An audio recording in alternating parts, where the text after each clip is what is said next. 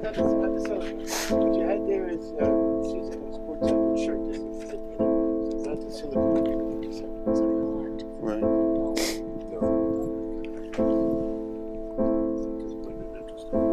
Well, see, there was a piece of the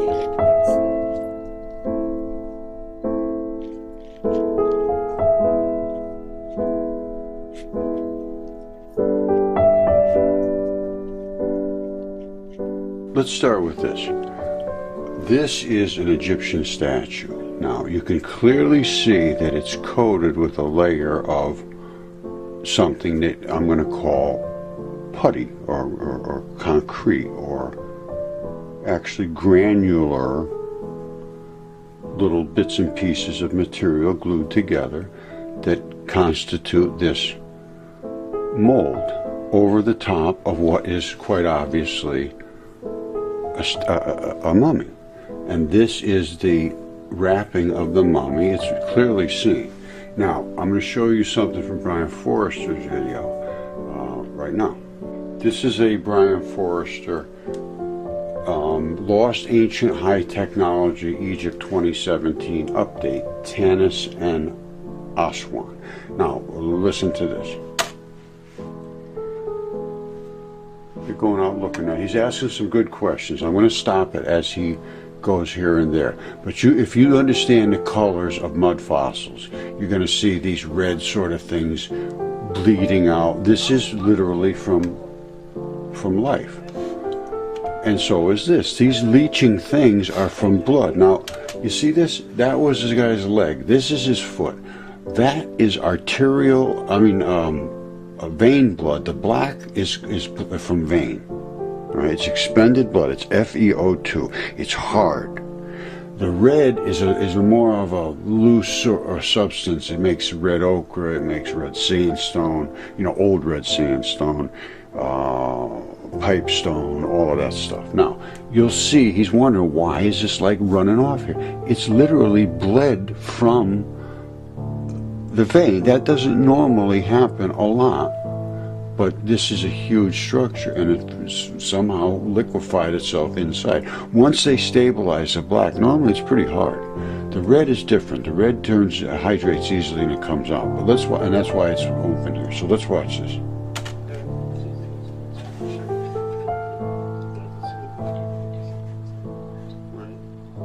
I say, he said, look, it looks melted. Why is this? Well, it's melted. It's running out of there. It's literally a liquid that oozed out. Now we're coming to the head of the statue. Now, you can see his ear. Literally, something is leaking out of his ear. You're going to see patterns of living tissue. And you're also going to see that this is just molded over the surface of whatever this guy was when he was alive. So let's continue to watch. Here's the killer right here. Those are his ribs. You see that? This is his lungs. You see that? I think that's his liver. His kidneys or something down in here. It's some kind of an organ. That's his chest. The muscles of his chest. Then they coated him with some kind of thing, and then they put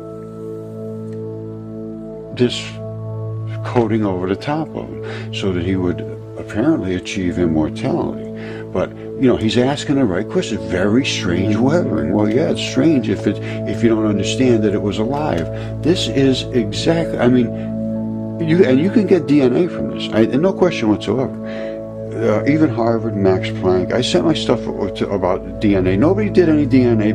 It doesn't last, it doesn't last. So nobody even did it. So I decided, well, my stuff is real. I'm going to go ahead and have the DNA done, because I knew inside, deep enough, you go inside here, you're going to find blood, which blood has a characteristic they don't understand either, which is called chelation.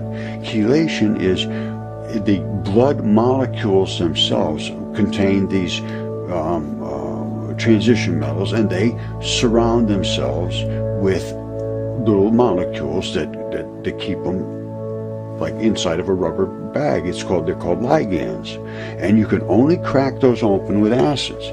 So as long as you don't hit them with too much acids, and you keep them in a pH 7.2, 7.3, 7.4 in that area, they will literally never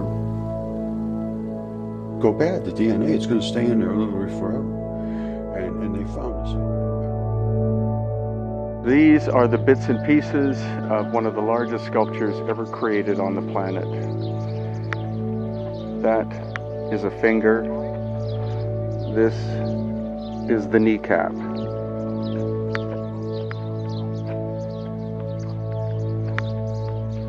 There you see the feet, and there you see the torso. The weight of the sculpture is estimated as having been 1,000 tons when it was in one piece. The quarry is 200 kilometers away, and so the block from which it was carved would have to have been at least 1,200 or 1,400 tons. The question is, was it carved in place in Aswan and moved here, or was the block moved here and then carved? And we are reasonably far from the Nile, so how was it transported 200 kilometers? So there are his toes, and here is a smaller statue next to it. And the next step is to actually climb up on top.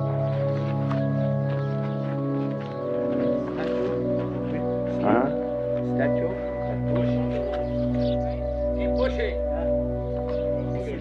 Yeah, I see. Okay, yeah.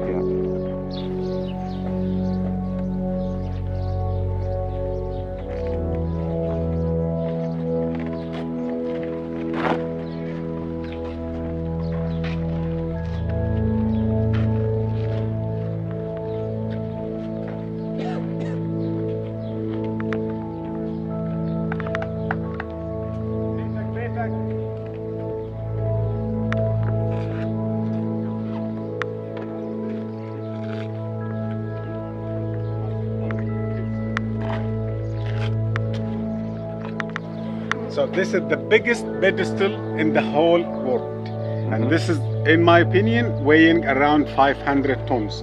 One solid piece of granite, rose granite. You see 500-ton base on which possibly a 1,000-ton sculpture rested.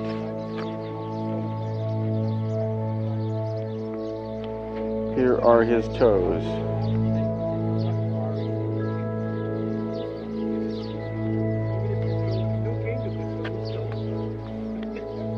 The only thing was done in that time. There was so many things in other places.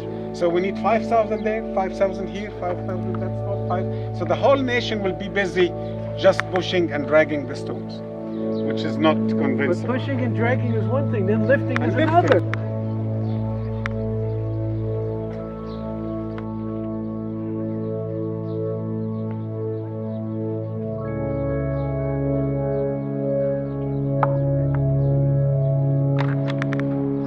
So this is the Colossi of Memnon, 1 and 2. And Tony's here in front to give us a sense of scale. The material used to make these is quartzite, which is very hard. The term quartz should give you an indication of the hardness of it. And the stone came from Cairo, which is 400 miles away. They are conservatively estimated at weighing 1,000 tons apiece. And what's most intriguing is the fact that with this one, you see it's made of multiple pieces. But this one, even though it has many cracks in it, etc., it appears to my eye that this is a solid piece of stone on a huge base.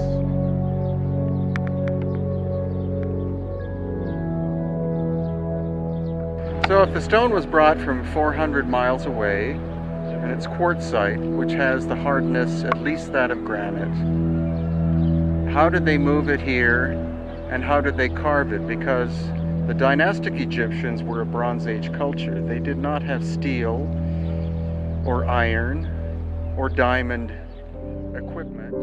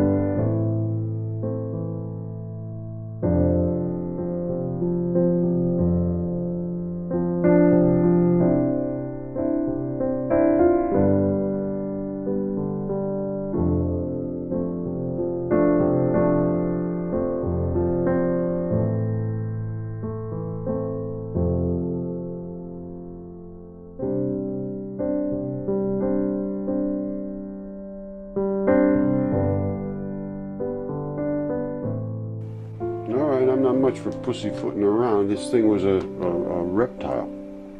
It's the biggest statue on the face of the planet, and this guy was a reptile.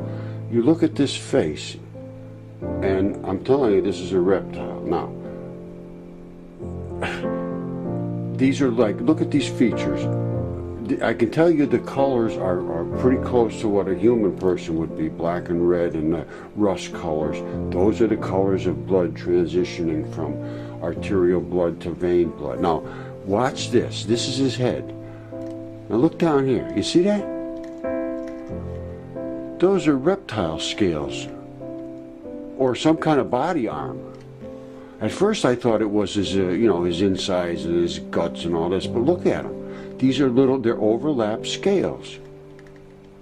If you look real careful, you can see it. And they come up and they come up, and they're little overlapped scales everywhere. Now, his body fluids are leaking through there, and some of them have obviously fell off here, a lot of them, at some point in time, but it appears to me that these are scales, and they run right up his neck. Look.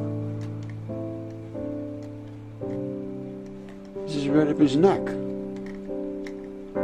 You see that? Now, that's as close as I can get, but to me that looks like scales. Now, you have to make your own decision on this, but to me I'm saying that's scales. And I'm saying that guy's head is a reptile head. Now, you could make any decision you want, but to me that doesn't look like a normal nose, and this looking thing here is very strange. This eye socket like this here is very strange. I think, now, you see that? To me, that's pretty darn close to the same guy. A nasty looking nose, a little smudgy mouth, and that kind of deep angular, and this kind of scaly looking stuff. And which I believe that other one had underneath, if you look careful. That one bubbled up, but they somehow plastered them over, or they were shapeshifters that could stabilize in that form. I have no clue. No clue at all. But I can tell you what I see. And so they made these statues in that way for some reason, and I have no clue why. But it should be investigated. I think it'd be nice to investigate. It's interesting. But it's been overlooked, and that's all I have to say. So go to Mud Fossil University and all kinds of